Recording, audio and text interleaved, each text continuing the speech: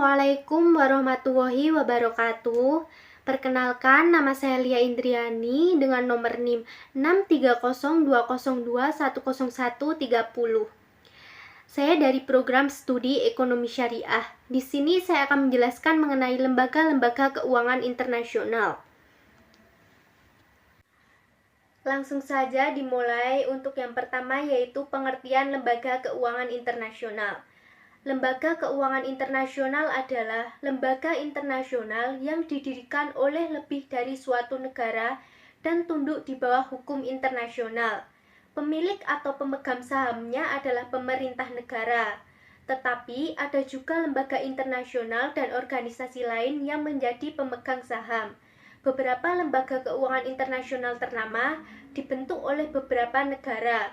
Sejumlah lembaga keuangan bilateral secara teknis tergolong lembaga keuangan internasional.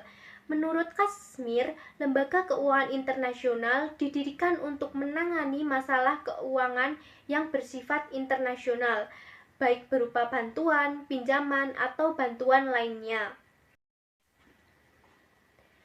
Adapun lembaga-lembaga keuangan internasional yaitu ada 4. Yang pertama, World Bank atau Bank Dunia.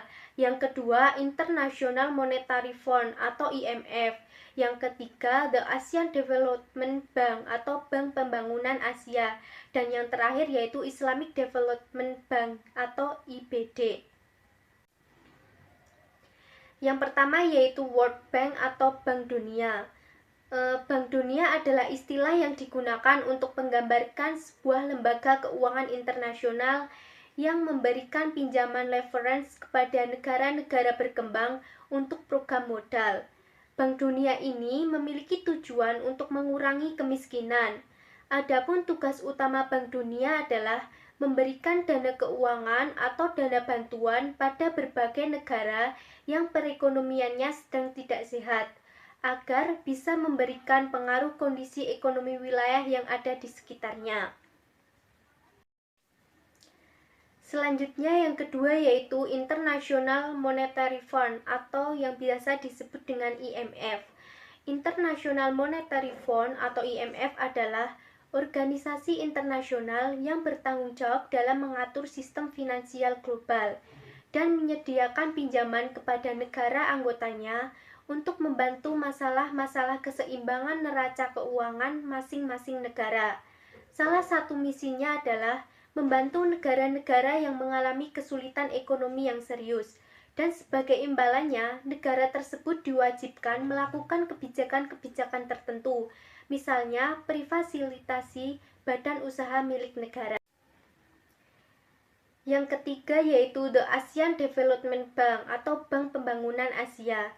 Bank Pembangunan Asia atau Asian Development Bank adalah lembaga keuangan internasional yang berfokus membantu pembangunan negara-negara berkembang.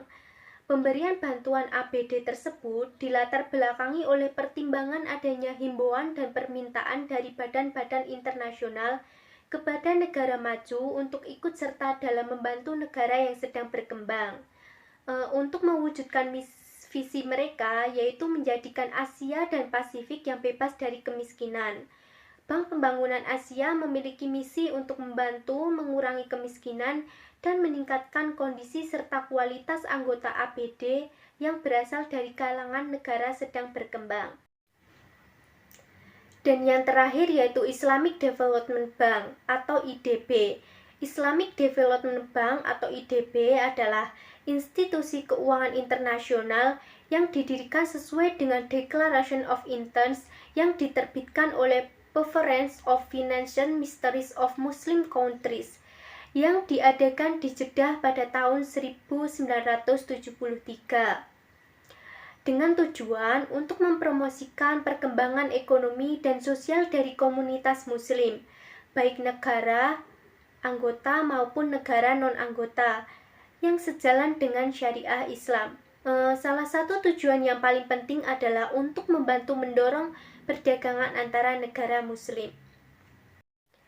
Sekian dari saya akhiri, kurang lebihnya mohon maaf. Wassalamualaikum warahmatullahi wabarakatuh.